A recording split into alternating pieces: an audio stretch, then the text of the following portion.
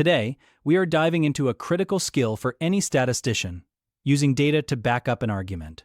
Specifically, we are looking at topic 3.11 of the AP Statistics curriculum. By the end of this lesson, you will be able to do two main things. First, you'll learn how to explain exactly what a confidence interval for the difference between two proportions means in the real world. Second, you'll learn how to use that interval to decide if there is actually a meaningful difference between two groups, or if the results we see are just due to random chance. This is where the math meets the so what factor. Let's get started. Before we can justify claims, we need to make sure we truly understand what a confidence interval represents when we are looking at the difference between two groups. Imagine we are comparing the proportion of students who prefer online textbooks in two different schools.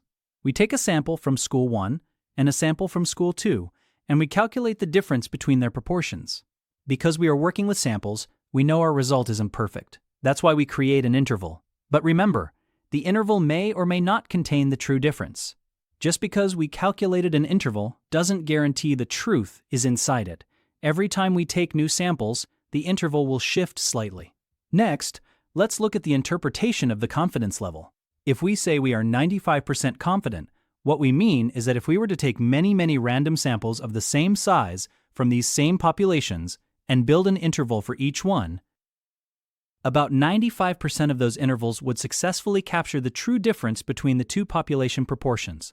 The confidence is in the process, not in a single specific interval.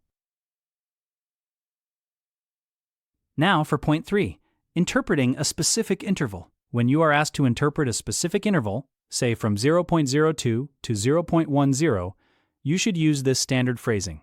We are C% confident that the interval from A to B captures the true difference in proportions of, and then you describe the populations in context. Take a moment to think about that. We aren't saying there is a 95% chance the true value is in our specific interval. We are saying that our method works 95% of the time, and we are looking at one result of that method. Now, let's get to the heart of the matter. How do we use these intervals to make a decision or justify a claim? In statistics, we often want to know if there is a significant difference between two groups. When we look at the difference between two proportions, the most important number to look for in your interval is 0. Think about what 0 represents here. If the difference between two proportions, P1 minus P2, is 0, it means P1 equals P2. In other words, there is no difference at all between the populations. So, if our interval includes 0, like in scenario A, we have to admit that 0 is a plausible value for the true difference. We cannot claim the proportions are different because they might be exactly the same. Conclusion for scenario A: insufficient evidence of a difference. However, if our entire interval is positive, or if it is entirely negative, then 0 is not a plausible value based on our data. In scenario B, since the whole interval is above 0, we have convincing evidence that the first proportion is actually greater than the second. Conclusion for scenario B: sufficient evidence of a difference. This logic is the backbone of using confidence intervals for inference. If 0 is in the neighborhood of our interval, we can't rule out that there's no effect or no difference. Let's apply this to a real-world scenario. Suppose a city is testing a new green initiative to see if it increases the proportion of residents who recycle. They compare a neighborhood that received a special educational pamphlet to a neighborhood that did not. Let P pamphlet be the proportion of all residents in the first neighborhood who recycle, and P control be the proportion in the second neighborhood. After collecting the data, researchers calculate a 95% confidence interval for the difference P pamphlet minus P control to be 0.015 to 0.085. First, let's interpret this. We would say, we are 95% confident that the interval from 0.015 to 0.085 captures the true difference in the proportion of residents who recycle between the pamphlet neighborhood and the control neighborhood. Now, for the claim. Does this interval provide convincing evidence that the pamphlet increased recycling? The claim is that P pamphlet is greater than P control.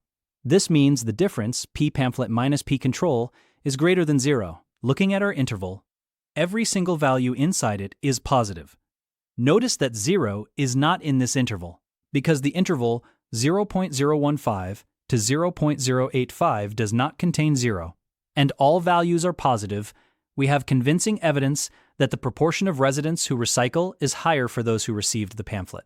If someone argued that the pamphlet had no effect, our data would suggest they are likely wrong because 0 is not a plausible value for the difference based on this study. Let's look at another example where the results might be a bit more ambiguous. This is a common scenario in medical research or product testing.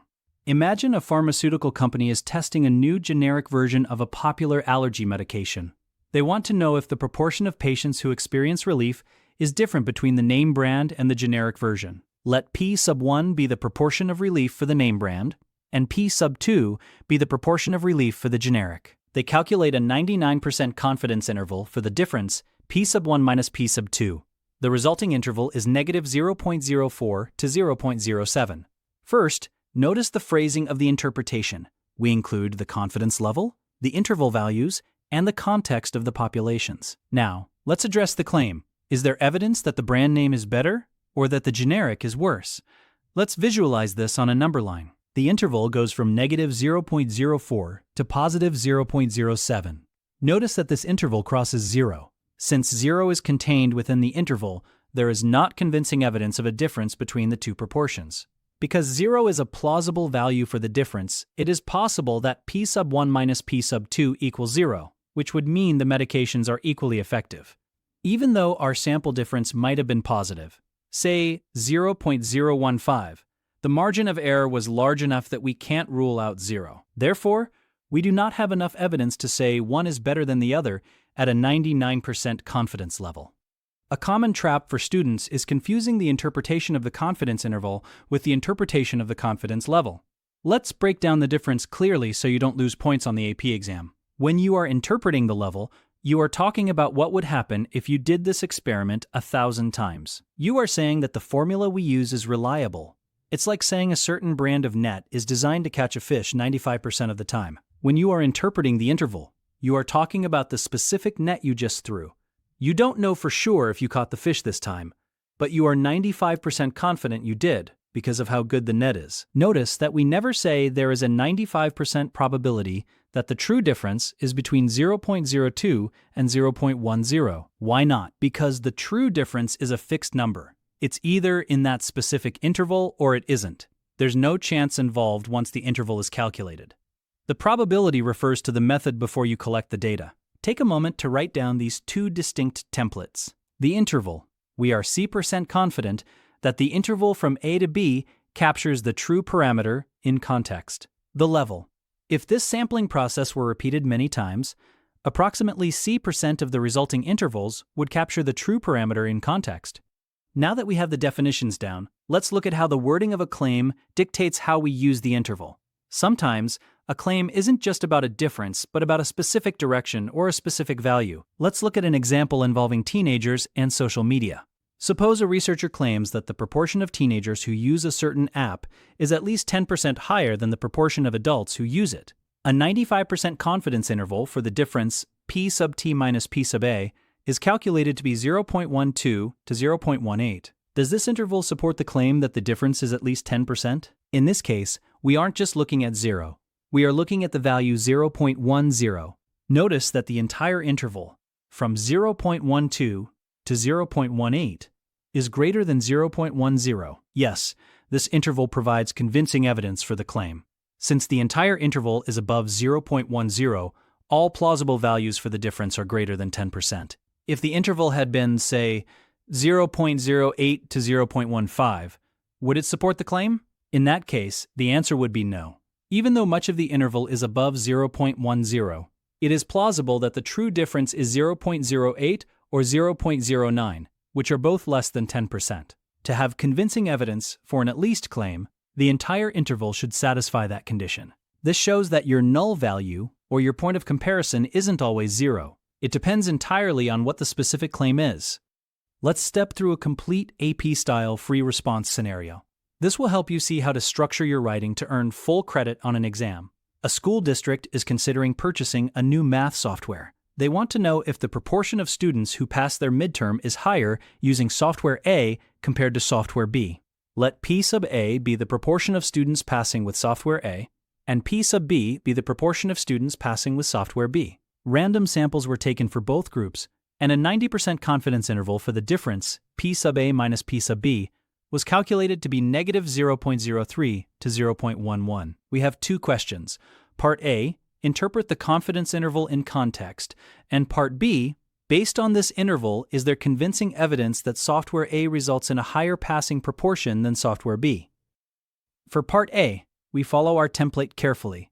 We are 90% confident that the interval from negative 0.03 to 0.11 captures the true difference in the proportion of students who pass their midterm between those using software A and those using software B. Note that I included the confidence level, the endpoints, and the specific populations and variable being measured. Now for Part B. Does this provide evidence that software A is better? To show software A is better, we need evidence that the difference P sub A minus P sub B is positive. The answer is no. Because the interval contains 0, it is plausible that there is no difference between the proportions of students passing with software A and software B. Therefore, we do not have convincing evidence that software A results in a higher passing proportion. On the AP exam, it is not enough to just say no. You must explicitly state that the interval contains 0 and explain what that means in terms of the claim. If you just say 0 is in it, you might only get partial credit. You need to connect that back to the idea of plausible values for the difference. Think about this. Even though the interval goes all the way up to 0.11, which is an 11% lead for software A, the fact that it could also be negative 0.03, a 3% lead for software B, or exactly 0 means our data is too noisy to make a definitive call. Let's look at one more scenario that explores what happens when we change our confidence level. This is a common conceptual question that tests if you understand the relationship between precision and certainty. Suppose we go back to our software example. Our 90% interval was negative 0.03 to 0.11. Now, what if we wanted to be 95% confident instead of 90%? If we increase our confidence level, we must increase our margin of error. Think of it like a net. If you want to be more sure you've caught a fish, you need a bigger net. If the 90% interval already contained 0, a 95% interval, which is wider, will definitely still contain 0. However, the reverse isn't always true. Imagine an interval that was 0.01 to 0.08 at the 90% level. That interval does not contain 0, so at 90% confidence, we would have evidence of a difference. But if we increase to 99% confidence, the interval might widen to negative 0.02 to 0.11. Suddenly, 0 is included. This means that our justification of a claim is tied to the confidence level we choose.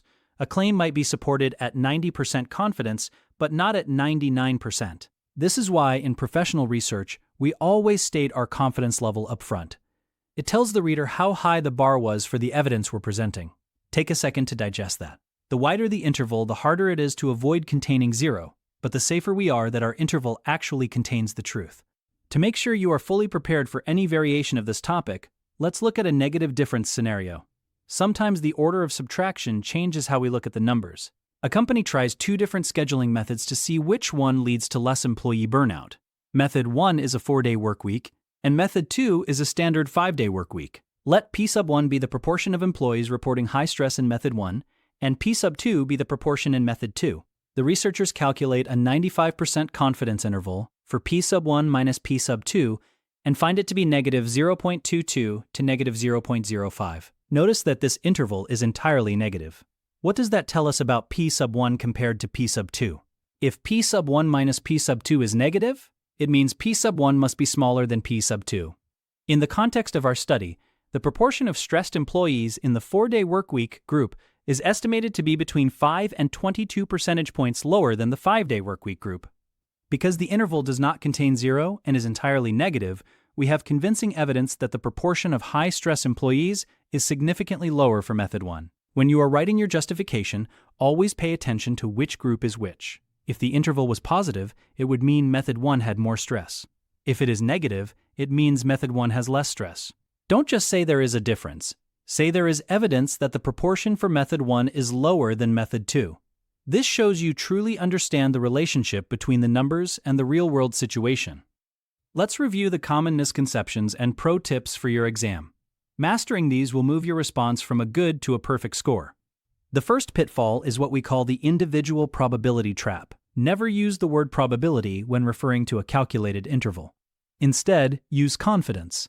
The probability is 1 or 0, The difference is either in there or it isn't. The second pitfall is failing to define the parameters. When you write your interpretation, you can't just say the proportions.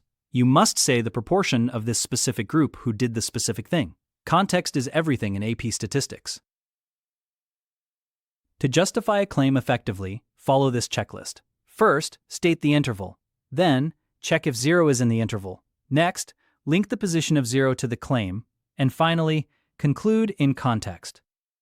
The third pitfall is being too certain. In statistics, we don't prove things. We find convincing evidence or insufficient evidence.